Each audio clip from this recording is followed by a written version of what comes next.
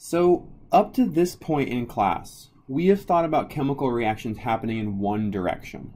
For example, when we talk about the decomposition of ammonia gas, we think about it just being converted to nitrogen gas and hydrogen gas, right? And we know that this reaction, right, is characterized by a certain rate constant and a rate law.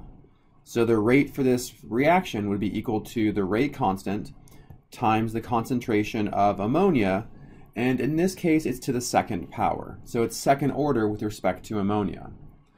Okay, but in truth, there's nothing stopping this reaction from going in reverse, right? So as we produce nitrogen and hydrogen, these gases, these molecules can now collide, and when they do, it's possible for them to reform ammonia, right? So we could have another reaction happening at the same time where nitrogen gas and 3 hydrogen gases, that's a G, combine together to make 2 equivalents of ammonia gas, right? So this is the reverse of that reaction, and this rate constant we can call, let's say, K reverse. This is the reverse of that reaction.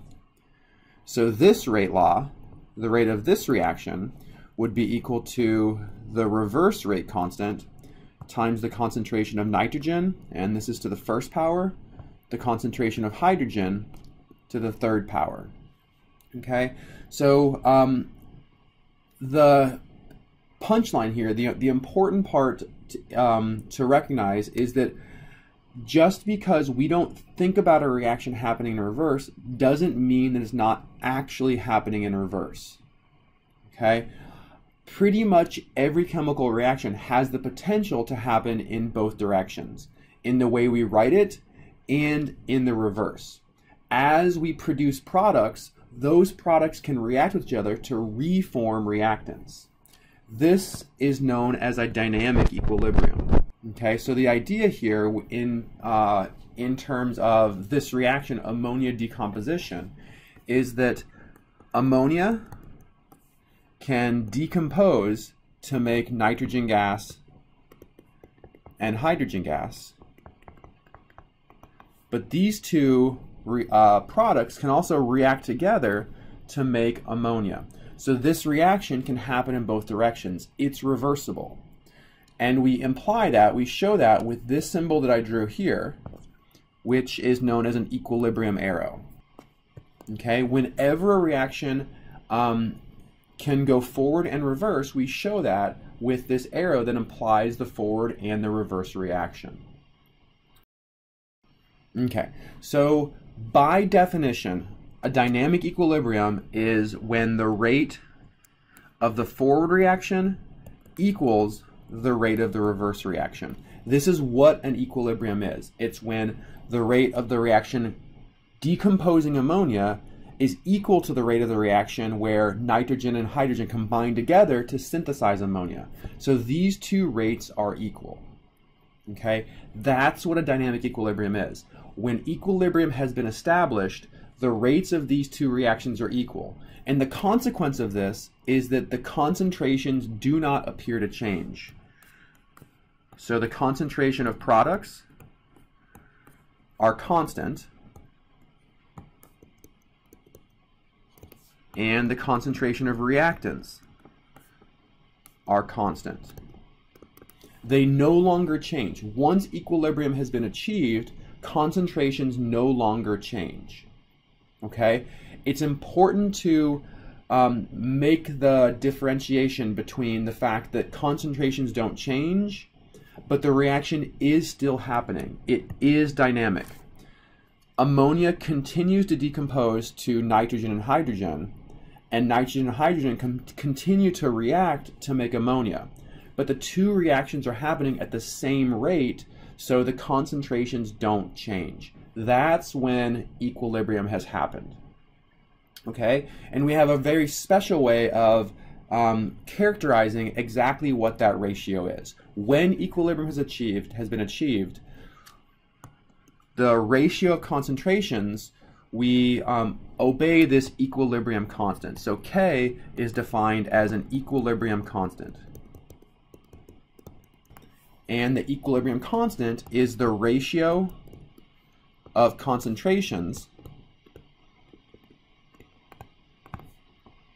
at equilibrium. Okay, so it's a ratio of concentrations when this ratio has been achieved, when equilibrium has been achieved. Okay, and we define it, right? So mathematically, the equilibrium constant, which is a capital K, not a lowercase k like a rate constant, capital K equals the concentration of products raised to their stoichiometric coefficients divided by the concentration of reactants raised to their stoichiometric coefficients. Okay, let's see an example of how that applies to this equilibrium. Okay, the equilibrium constant for this reaction would be equal to the concentration of our products, so nitrogen and hydrogen. So the concentration of nitrogen times the concentration of hydrogen, and these are both raised to their coefficients. So nitrogen is raised to the first power, hydrogen is cubed, divided by the concentration of our reactants, so divided by the concentration of ammonia, raised to its coefficient, so squared. So the equilibrium constant is always equal to the ratio of products over reactants. Concentration of products divided by concentration of reactants. Okay, so we know that our equilibrium constant is the ratio of the concentration of products divided by our concentration of reactants. So what this means is that when K is equal to 1, then overall we're going to have the same amount of products as reactants, right? Because the numerator is the same size as the denominator. So ultimately our equilibrium constant ends up being 1. In a situation where K is greater than 1, this means that when equilibrium has been established, right, when the rates of the reactions are the same and our concentrations are no longer changing, we are going to have more products than reactants. So when K is greater than 1, we have more products. And mathematically we can explain that because the only way for K to be greater than 1 is for the concentration of products to be larger than the concentration of reactants. So when K is greater than 1, we have more products. We say products are favored.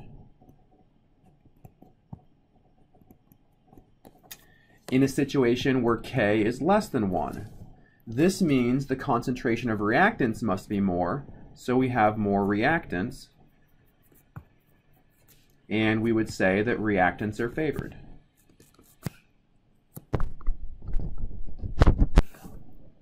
Okay? In the next video, we're going to explore this equilibrium constant a little bit more and talk about certain criteria that need to be true about equilibrium constants. And then we'll move on to using this in some basic calculations.